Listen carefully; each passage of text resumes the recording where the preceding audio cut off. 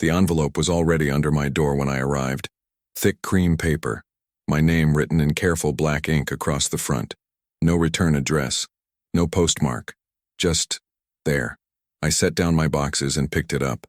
The paper felt expensive between my fingers. Heavy, like it carried weight beyond its physical presence. Inside, a single sheet, handwritten in the same precise script. Welcome to Meridian Gardens Apartments. Please observe the following rules for your safety and the safety of others. I almost laughed. Safety rules for a place this cheap? The rent was barely a third of what I'd been paying downtown. Too good to be true, my mother had said. But I was desperate. The divorce had cleaned me out and my credit was shot. I kept reading. Rule 1. Never answer your door after 10 p.m., regardless of who claims to be knocking. Rule 2. If you hear scratching in the walls, place a glass of salt water outside your door and remain silent until sunrise. Rule 3. The elevator stops on floors that do not exist. Do not get off. Rule 4. If your neighbor in 4B asks you to check on her cat, politely decline and contact building management immediately. Rule 5. During the third week of each month, the laundry room is closed. Do not attempt to use it for any reason. Rule 6. If you smell roses in the hallway, return to your apartment immediately and do not leave until the scent dissipates. Rule 7. The man in the lobby who claims to be the night security guard is not employed here. Do not engage with him. Rule 8. Should you hear children playing in the courtyard after midnight, close your blinds and use earplugs. Do not look outside. Rule 9. If water begins seeping under your door from the hallway, it is not a plumbing issue. Stay in your apartment and wait. Rule 10. Under no circumstances should you go to the roof. The door is locked for good reason. I stared at the paper for a long moment. Then I crumpled it up and threw it in my empty trash can. Someone's idea of a joke. Maybe the previous tenant had left it as a prank. These old buildings attracted eccentric types. Artists, writers, people who thought they were clever. I spent the rest of the day unpacking. The apartment was small but clean. Hardwood floors that creaked pleasantly under my feet. High ceilings that made the space feel larger than it was. Windows that faced east, promising morning light. The building itself had character. Built in 1923, according to the brass plaque by the entrance. Art Deco details carved into the facade. Wide hallways with original tile work. The kind of place that would cost 3 times as much in a better neighborhood. But this wasn't a better neighborhood. This was the edge of downtown, where the city began to fray at its borders. Empty lots, boarded storefronts, the kind of place people ended up when they'd run out of other options. Like me. Night fell quickly. I ordered Chinese takeout and ate it sitting on my bare floor, surrounded by boxes. The silence was profound. In my old place, there had always been noise. Traffic, neighbors arguing, television sets bleeding through thin walls. Here, nothing. I unpacked until nearly midnight, when exhaustion finally drove me to my mattress on the bedroom floor. I was reaching for the light switch when I heard it. Knocking. 3 soft taps on my door. I froze. The rules flashed through my mind unbidden. Never answer your door after 10 p.m. The knocking came again. Patient. Rhythmic. Hello? A woman's voice muffled by the door. I'm sorry to bother you so late. I live next door in 4B. My blood went cold. If your neighbor in 4B asks you to check on her cat, politely decline and contact building management immediately. I know it's late, the voice continued, but I'm worried about my cat. Whiskers hasn't come home and I thought maybe he got into your apartment somehow. Could you just take a quick look? I pressed my back against the wall, heart hammering. This was ridiculous. They were just random rules someone had made up. Probably the building's previous manager had been eccentric. Maybe residents had complained about noise, so they'd created this elaborate list to mess with people. Please, the voice said. I'm really worried about him. He's just a little orange tabby. He might be hiding somewhere. I crept to the door and peered through the peephole. The hallway was dark, but I could make out a figure standing directly in front of my door. A woman in a blue dress. Her face was turned slightly away as if she were looking down the hall. I understand you're new, she said. I don't want to be a bother, but Whiskers is all I have. Her voice was sad, lonely, the kind of voice that belonged to someone who really might have nothing but a cat for company. I reached for the deadbolt. My hand stopped inches from the lock. The figure in the peephole hadn't moved. At all. She was standing in exactly the same position, Her head tilted at precisely the same angle.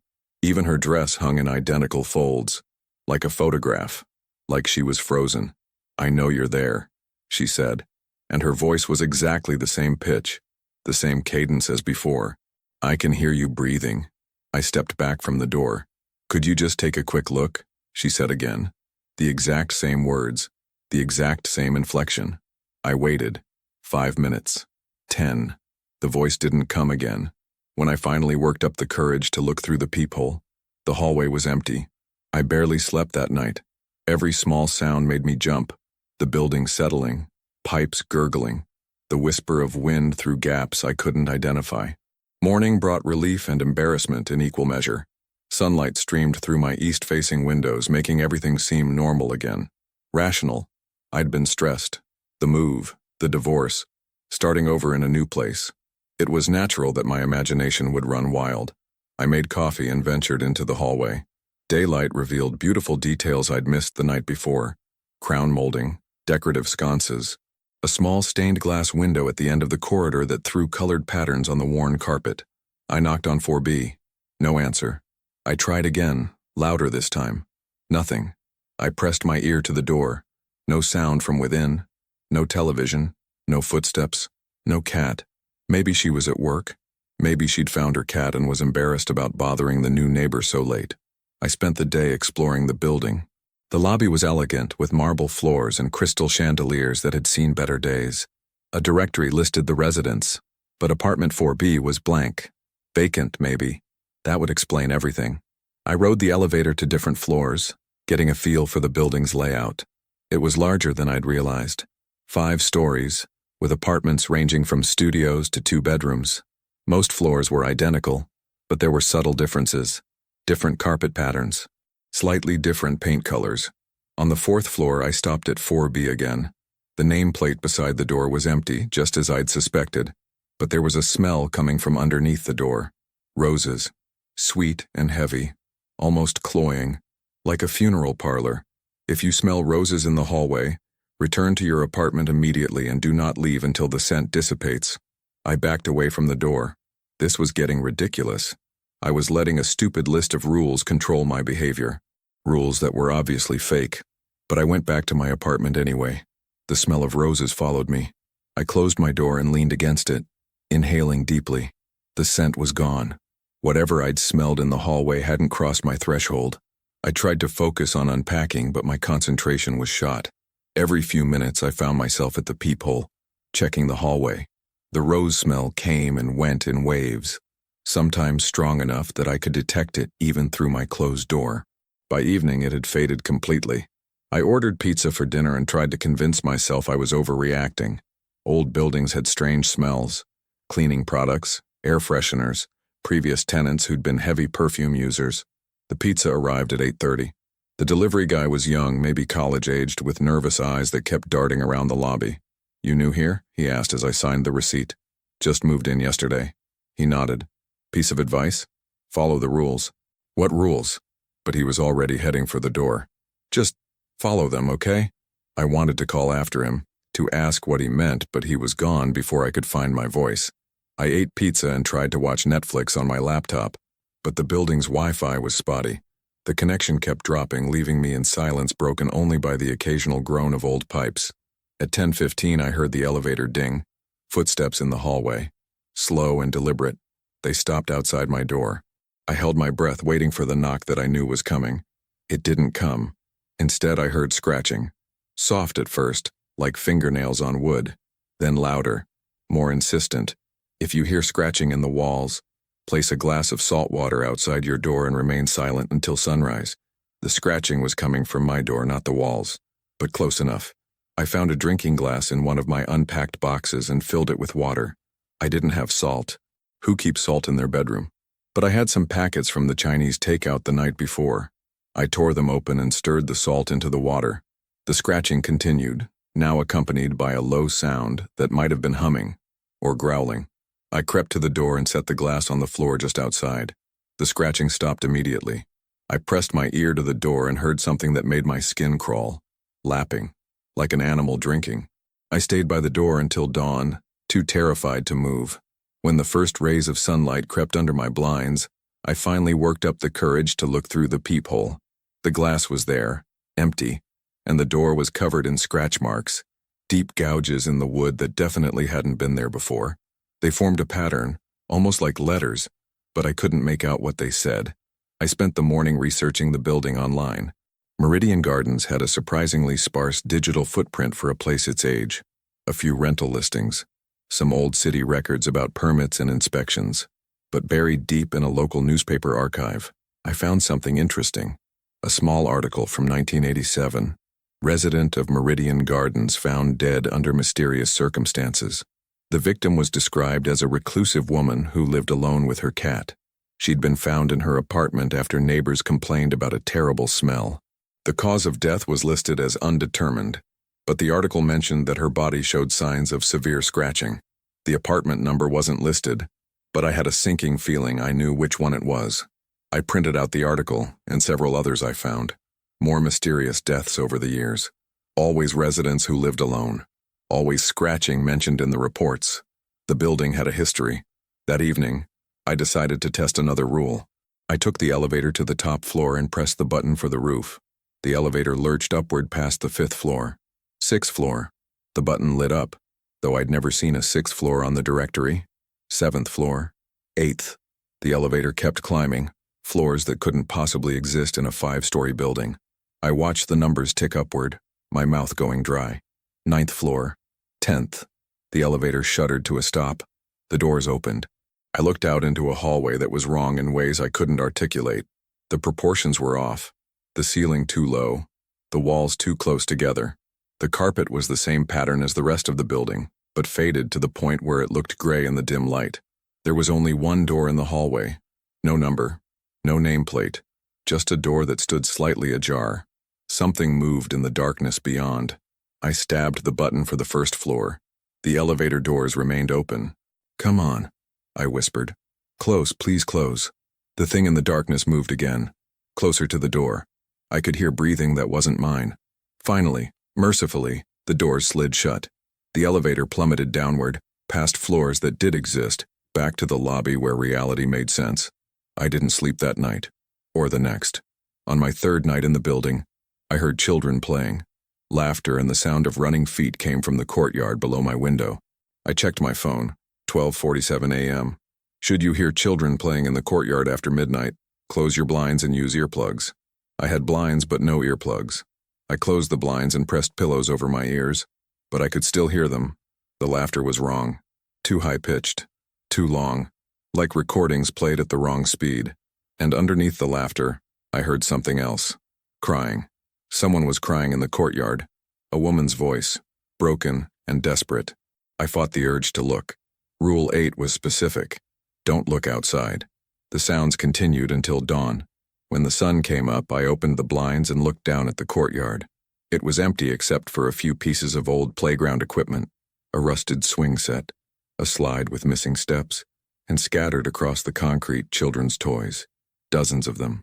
Dolls and trucks and stuffed animals all arranged in a careful circle around something I couldn't quite make out from my 4th floor window. I went downstairs to investigate. The courtyard was accessible through a door marked "Residents Only." I expected it to be locked, but it opened easily. The toys were gone. The concrete was clean and empty, with no sign that anything had ever been there. But in the center of the space where the toys had been arranged was a single rose. Fresh. Red. Still damp with morning dew. I ran back to my apartment and called the building management company. A bored-sounding woman answered on the 4th ring. "Meridian Gardens Management. I'm a resident at the building," I said. "I need to know about the rules. The list that was left in my apartment." Silence. "Ma'am, I'm sorry," she said finally. "I don't know what you're talking about. What rules?" "The 10 rules. About not answering the door after 10 p.m. and the elevator and, sir, we don't have any special rules for residents beyond the standard lease agreement.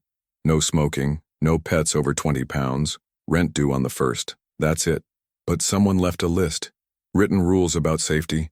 I think you might be confused. There's no official list of rules from management." She hung up. I stared at my phone, then walked to the trash can where I'd thrown the original letter. It was gone. The trash can was empty, even though I hadn't taken anything out. That night I heard water, a slow drip at first like a leaky faucet, then a steady stream, then the unmistakable sound of rushing water. I got out of bed and traced the sound to my front door. In the dim light coming from under the door, I could see water seeping across my threshold. If water begins seeping under your door from the hallway, it is not a plumbing issue. Stay in your apartment and wait. The water kept coming. Slowly at first, then faster.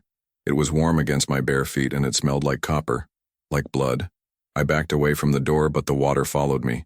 It spread across my hardwood floors in patterns that didn't follow gravity, spirals and curves that looked almost like writing, like the scratch marks on my door. I climbed onto my bed and watched the water cover my apartment. It rose to ankle depth, then knee depth, but somehow never seemed to damage anything. My boxes stayed dry. My electronics continued working. The water just existed, warm and wrong, filling my space with the smell of metal and decay.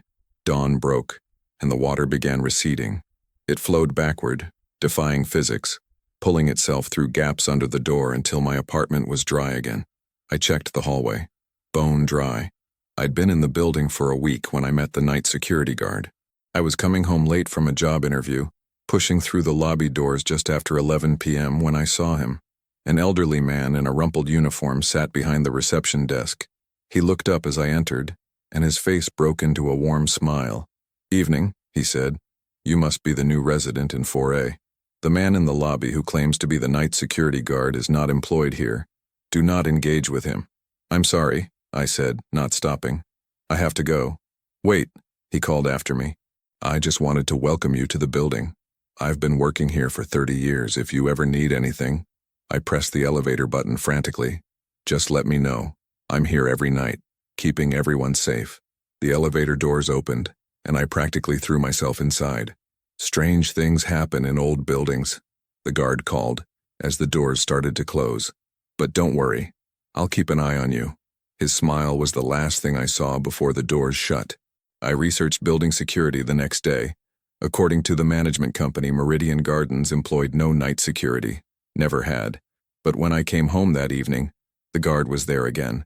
He waved at me cheerfully, as if we were old friends. I started using the service entrance. The laundry room was in the basement, accessible through a narrow stairwell that smelled like detergent and neglect. I'd been meaning to do laundry for days, but every time I remembered, it was during the third week of the month. During the third week of each month, the laundry room is closed. Do not attempt to use it for any reason. On the first day of the fourth week, I finally made it downstairs with a basket of dirty clothes. The laundry room was small and dimly lit, with 4 washers and 4 dryers that looked like they'd been installed sometime in the 1980s. But they worked, and the prices were reasonable. I was loading my clothes into a washer when I noticed the smell. Roses again. Heavy and sweet. I looked around the room and found the source. In the corner, barely visible in the shadows, was a pile of women's clothing. Dresses and blouses in styles that looked decades out of date. All of them covered in dark stains that might have been mud or blood. I moved closer and saw something that made me drop my detergent. The clothes were still moving. Slight rhythmic movements as if someone were breathing inside them. I backed toward the door, but it slammed shut before I could reach it. The clothes in the corner rustled louder now, and I could hear something underneath them. Scratching. The same sound I'd heard at my door that first night. I pulled on the door handle, but it wouldn't budge. The room was getting warmer, and the smell of roses was becoming overwhelming. The pile of clothes shifted, and I saw something pale emerge from underneath. A hand. Long fingers with nails grown too long, stained dark at the tips. I threw my shoulder against the door, and it finally gave way. I stumbled into the stairwell and ran up to the lobby, not stopping until I reached my apartment. I never went back to the laundry room. 2 weeks later, I broke the final rule. I'd been living in constant fear, jumping at every sound, following rules that didn't make sense but seemed to be keeping me alive. The stress was eating away at me. I'd lost weight, lost sleep, lost any sense of normalcy. I needed to understand what was happening. The roof access was through a door on the 5th floor at the end of a hallway I'd never explored. The door was heavy steel, painted industrial green with multiple locks. Under no circumstances should you go to the roof. The door is locked for good reason, but it wasn't locked. All of the deadbolts were turned, all of the chains were fastened, but when I pushed on the door, it opened easily, as if it had been waiting for me. The roof was larger than the building's footprint, which should have been impossible. It stretched out in all directions, covered in gravel and dominated by air conditioning units that hummed with mechanical precision. But there was something else up there. A garden. Roses. Hundreds of them, planted in neat rows that formed geometric patterns across the rooftop. Red roses, white roses, pink roses, all of them perfect, all of them blooming despite the late autumn chill. And in the center of the garden, a gazebo, white painted wood with delicate lattice work, like something from a Victorian photograph. Inside the gazebo, I could see a table set for tea, fine china, silver spoons, lace tablecloth, and sitting at the table, her back to me, was a woman in a blue dress, the same blue dress I'd seen through my peephole that first night. I started walking toward the gazebo, drawn by a compulsion I couldn't resist. My feet crunched on the gravel, but the woman didn't turn around. As I got closer, I could see her hair, long and dark, styled in finger waves that belonged to another era. Her shoulders were narrow, delicate. "You came," she said without turning around. Her voice was exactly as I remembered it. Sad, lonely. "I've been waiting for you." I stopped just outside the gazebo. "You're the woman from 4B. I used to be." She lifted a teacup to her lips. "Before the scratching started, before the roses bloomed, before I understood what this place really is." "What is it?" She set down her cup and finally turned to face me. Her face was gone. Where her features should have been was smooth skin, unbroken except for deep scratches that formed letters across her forehead. The same letters I'd seen on my door. "Follow the rules." "This building collects people," she said, though she had no mouth to speak with. "People who are desperate, people who have nowhere else to go. It offers them shelter, and in return what? We become part of it. We help it feed." I backed away from the gazebo, but my feet wouldn't obey. Something was holding me in place. "The rules aren't to protect you," she continued. "They're to prepare you, to teach you how to exist here without disturbing the others, how to coexist with what you'll become." The garden around us began to change. The roses grew taller, their stems thickening into vines that reached toward me with thorns like claws. "I followed the rules," I said desperately. "I did everything right." "No," she said sadly. "You came to the roof, the one rule that really mattered, and you broke it." The vines wrapped around my ankles, my wrists. They pulled me toward the gazebo, toward the table set for two. "Welcome home," she said. The thorns bit deep, and I understood finally what the building was collecting. Not residents, gardeners. I tend the roses now. Every night I water them with tears that fall from eyes I no longer have. I watch the building below, counting the windows that glow with warm yellow light. New residents arrive regularly. They always get the same envelope under their door, the same 10 rules written in my careful handwriting. Most of them laugh and throw the rules away, but some listen. Some follow the rules and live safely within the building's embrace, never knowing how close they come to joining us in the garden. And sometimes, late at night, I hear footsteps on the gravel behind me. Another gardener, joining our eternal shift. The roses are always hungry, and there are always new rules to write.